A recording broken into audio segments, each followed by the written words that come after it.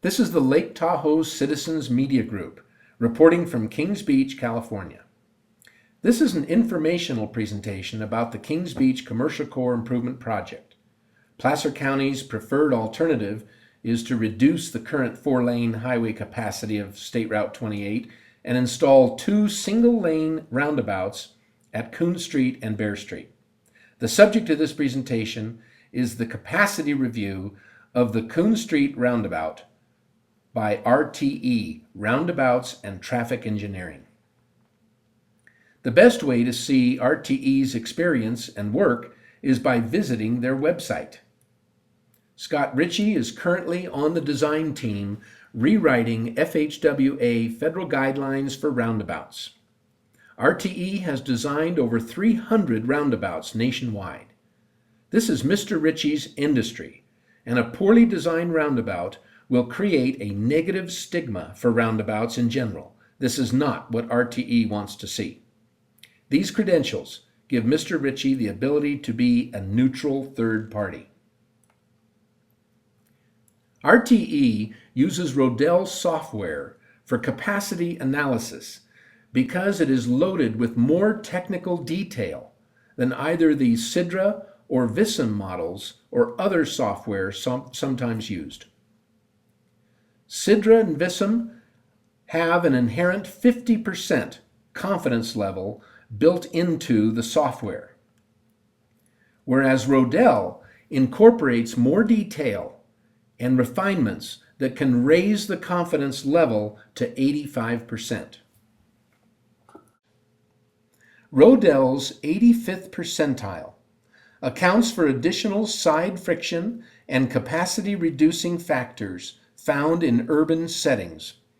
These include pedestrians, parking, resort town distractions, commercial structures close to the highway, and others. Some jurisdictions, such as the New York DOT, require analyses to be done in only the 85th percentile.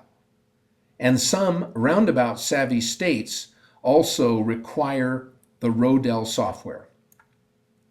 Both Sidra and Rodel are allowed by Caltrans, but Sidra underestimates capacity needs with lower volumes and does not have the ability to compensate for additional side friction. The TRPA should use the most accurate methodology available. This is only an analysis of the Coon Street intersection and does not include Bear Street. This was performed using the same data that was used in the county's Sidra modeling for the environmental statement, which came from the traffic report in the environmental documents. At the 50% level, Rodel determined that the Coon Street LOS would be a level of service C. This is not too different than the county's forecast of LOS B using the Sidra model. However, in today's conditions, at the higher confidence level, Rodel calculates LOS F, which should raise a red flag. The difference between LOS B and LOS F is huge. LOS F is gridlock. Scott Ritchie says that single-lane roundabouts are not adequate for Kings Beach and that the proposed roundabouts are under-designed. These results challenge the county's assertion on the extent of congestion. In addition, after reviewing the resulting queue lengths of this roundabout, it is clear the queues will back up or stack into other roundabouts, the one at Bear Street, at only 600 feet away. As each roundabout begins to queue, the capacity issue, or degradation, is compounded at the upstream roundabout and between roundabouts. This LOS reducing factor is not analyzed in this report, indicating that actual degradation would be worsened.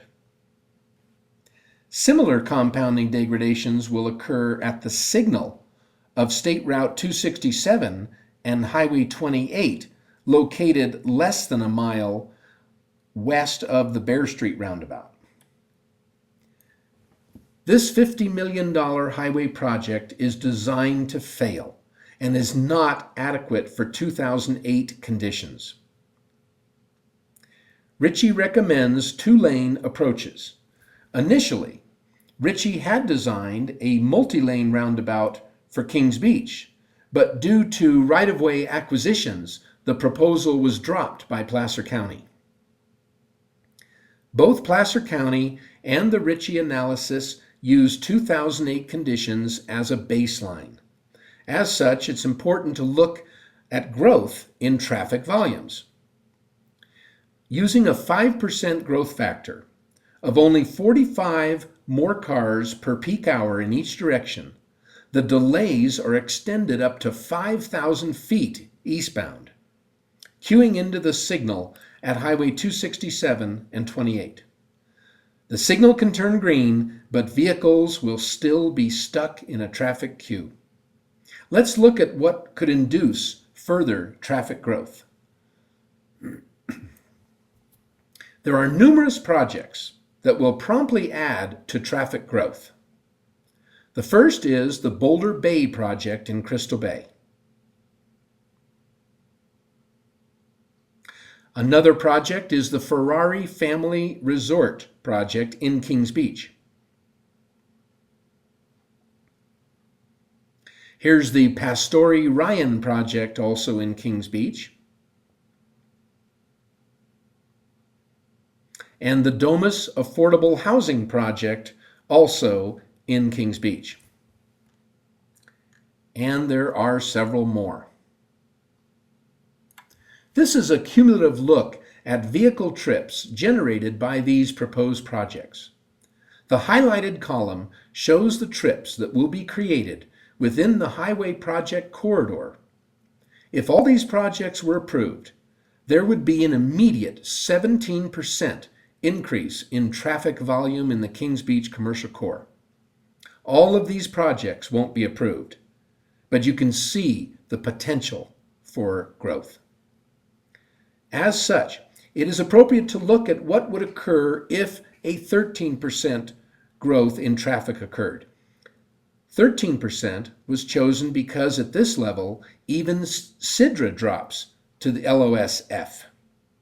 This level of growth occurs with an additional 124 cars per peak hour traveling in each direction.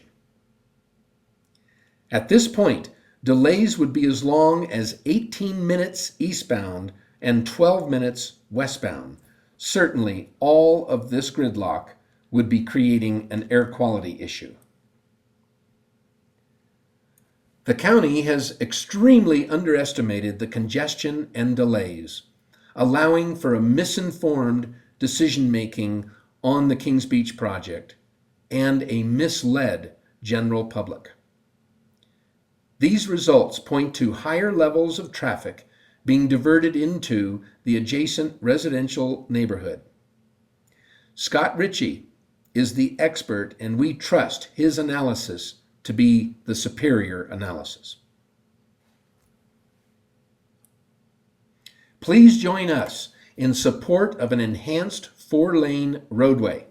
This is Citizens Media signing out.